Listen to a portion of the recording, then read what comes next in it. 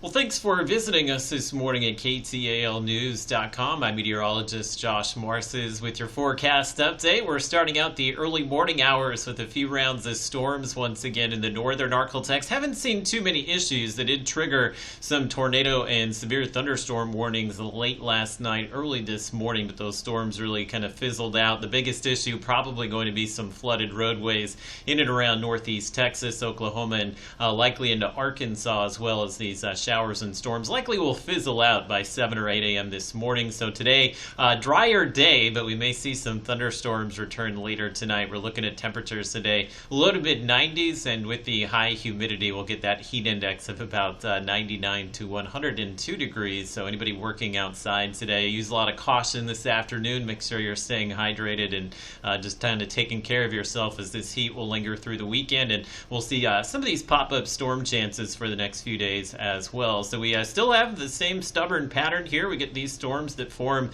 over in Texas and Oklahoma and then just kind of blast through the Arctic here. And you can see that one round moving out early this morning and another one right on its heels. So we have had some reports of some flooding over towards McCurtain County, especially near Valiant on Highway 70. About a foot of water covering the roadways there. And that's no surprise. A lot of these areas have picked up over 4 inches of rain over the last 2 to 3 days or so. So I do think through the morning at least, the northern Arctic will see some flooded roadways there. Very warm, most of us in the mid 70s, extremely humid as well, as that south breeze is still pumping all of that Gulf moisture into the region, resulting in those just very humid conditions again today. Wind may gust up to about 20 miles per hour this afternoon, so we'll be dealing with more wind today than what we've had the past few days. And the temperatures this afternoon, low to mid 90s for most of us. The exception would be these areas that will have some rain kind of early this morning, which will be held in the 80s, but the heat will likely continue through the weekend here. And there's a look at the heat index, which will likely be approaching 100 by 2 or 3 p.m. today, and will probably stay there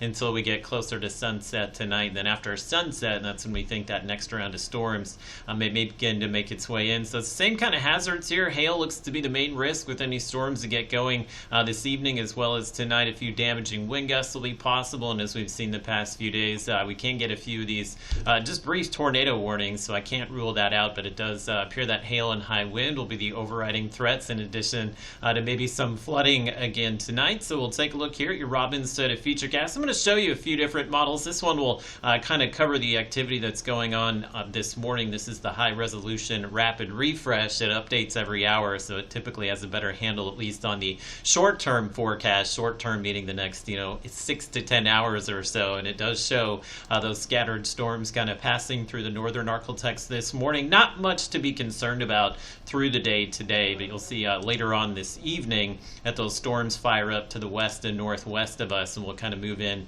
maybe after sunset tonight. So we could see a stormy night here, especially across the I-30 corridor once again. And I wanted to match that up with the Robinson Futurecast. This is our in-house model, which does push the morning rainfall out, shows us partly cloudy conditions through the day, and it does develop the rain maybe just prior to sunset. So we have a few different scenarios how this could play out, but I think all signs kind of pointing to any kind of severe weather threat arriving after sunset tonight. So if you have some outdoor just dining, going out to a movie tonight, just kind of keep an eye on the weather pattern, as there could be a few strong storms out there, which definitely can trigger some of that flash flooding again. And this should wind down. We hit the weekend, and likely the heat and humidity will be the story this weekend. Don't foresee that we'll see many storms, so you never can rule out maybe just an isolated shower or storm here, especially late Saturday into early Sunday morning. There's actually a pretty significant severe weather outbreak expected Oklahoma up into Kansas late Saturday into Saturday night. It does appear that most of these storms will stay